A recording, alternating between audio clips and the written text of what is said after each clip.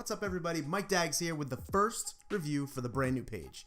And with this review, I'm kicking it off with the Fate of the Furious. And lately, they've kind of gotten away from the whole street racing thing. It's been like secret agent stuff, I'm not sure. Is this one gonna go back to its roots? No, it's not. You watch the trailer. Here's my review for the Fate of the Furious. I think I found my team. This should be interesting.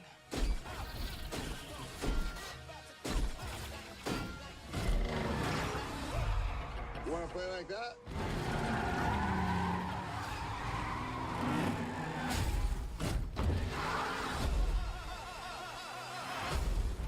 Ouch. This is impossible.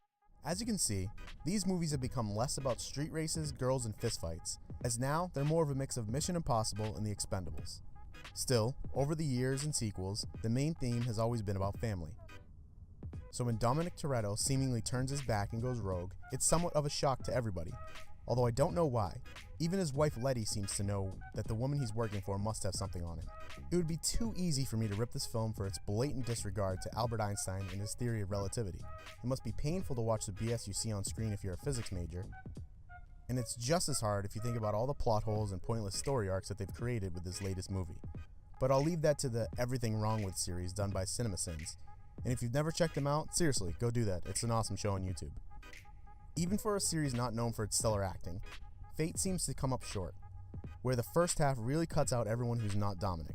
It does come around later though, but only after it sets up the half-thought-of plot that anyone over the age of 10 could figure out. The other characters do get their moments, with enough quips and one-liners to set a record for these films. Some of them work, but other ones feel forced.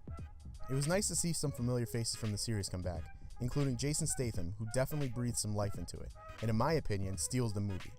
Charlize Theron's role as the typical ghost hacker villain who can hack anything and find anyone except for when the plot calls for it, came out of nowhere and had strange motivations.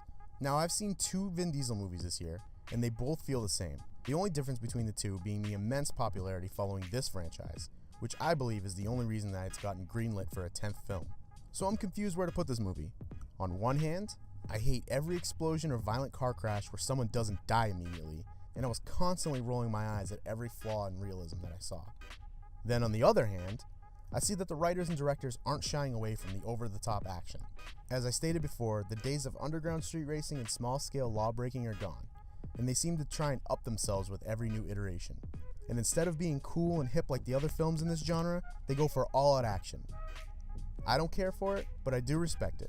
My problems lie with the strange pacing and somewhat clickbaity plot, and having everything very, very, very predictable.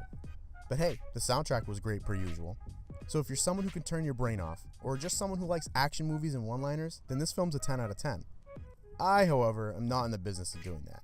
So Fate of the Furious is a movie that exists. It might not be for me, but as far as thoughtless action movies go, it's top tier. For that, I'm giving it a 6.6 out of 10. That's my thoughts, everybody. I hope you enjoyed. Thanks for the continued support out there. I've got a contest going on now. If you don't know what it is, check the page. Go on over there and follow the instructions. You could win yourself some movie tickets. I hope you guys enjoyed this review, and as always, I will see you in the next one.